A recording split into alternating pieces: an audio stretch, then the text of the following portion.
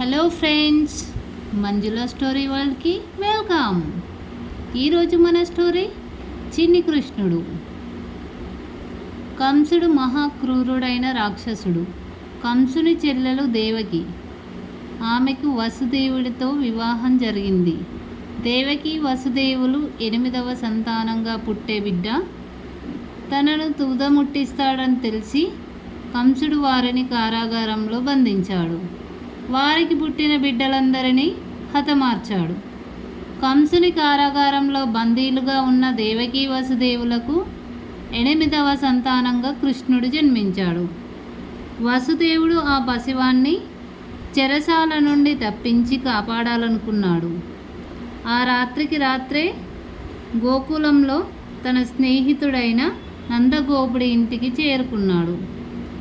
చడీ చప్పుడు చేయకుండా ఆ పసివాడిని నందగోపుడి భార్య పక్కన, యశోద పక్కన పడుకోబెట్టాడు.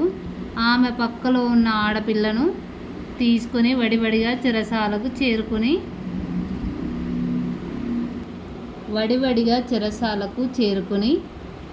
దేవకి పక్కన పడుకోబెట్టాడు. తెల్లవారగానే ఆడ శిశువు పుట్టిందని కంసుడు తెలుసుకున్నాడు. ఆ శిశువును చంపబోయాడు. అంతటా ఆ శిశువు, ఒరే మూర్ఖుడా, నీ పాలిట మృత్యువు మరొక చోట పెరుగుతున్నాడు అని చెప్పి మాయమైపోయింది. గోకులంలో యశోద దంపతులు తమ ముద్దుల పుత్రుడిని చూసి ఆనందం పట్టలేకపోయారు.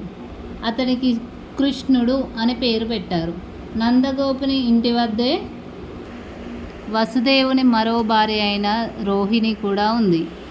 ఆమె కృష్ణుడి కంటే పెద్దవాడైన బలరామునికి జన్మనిచ్చింది. 2 పిల్లలను యశోద దంపతులు అల్లారముద్దుగా పెంచుతున్నారు. కంసుడికి శ్రీకృష్ణుని గురించి తెలిసింది. చిన్ని కృష్ణుని సంహరించడానికి మొదట పూతన అను రాక్షసిని పంపించాడు. ఆ రాక్షసి అందమైన గోపిక రూపంతో గోకులానికి వెళ్ళింది. కృష్ణుడు పాలు తాగే నెపంతో ఆమె ప్రాణాలు పోయేలా గట్టి దెబ్బతీశాడు. పెద్దగా అరుస్తూ పూతన తన నిజస్వరూపంలోకి మారి నేలపై పడి మరణించింది. ఊయలలో పడుకొని ఉన్న కృష్ణుణ్ణి చంపడానికి కాకాసురుడు కాకి రూపంలో వచ్చాడు. కానీ చిన్నారి కృష్ణుడు చిరునవ్వులు చిందిస్తూ ఎడమ చేతితో ఆ కాకి గొంతును గట్టిగా పట్టుకుని గిరగిరా తిప్పి విసిరివేశాడు. అది కంసుని సభామండపాన పడి మరణించింది. రాక్షసుల అరాచకాలు కొనసాగుతూనే ఉండేసరికి వాటిని భరించలేక యశోద నందగోప దంపతులు గోకులం వదిలి యమునా తీరంలోని బృందావనానికి వెళ్ళారు.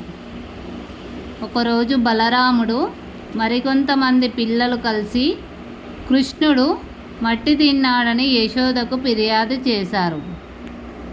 అతని అల్లరికి విసిగిపోయిన యశోద కోపంతో కర్ర పుచ్చుకొని వచ్చి మన్ను తిన్న విషయం గురించి కృష్ణుణ్ణి ఆరా తీసింది.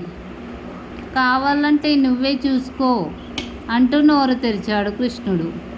ఒక్కసారిగా యశోద దిగ్భ్రాంతికి గురైంది. ఆమెకు బాలకృష్ణుడి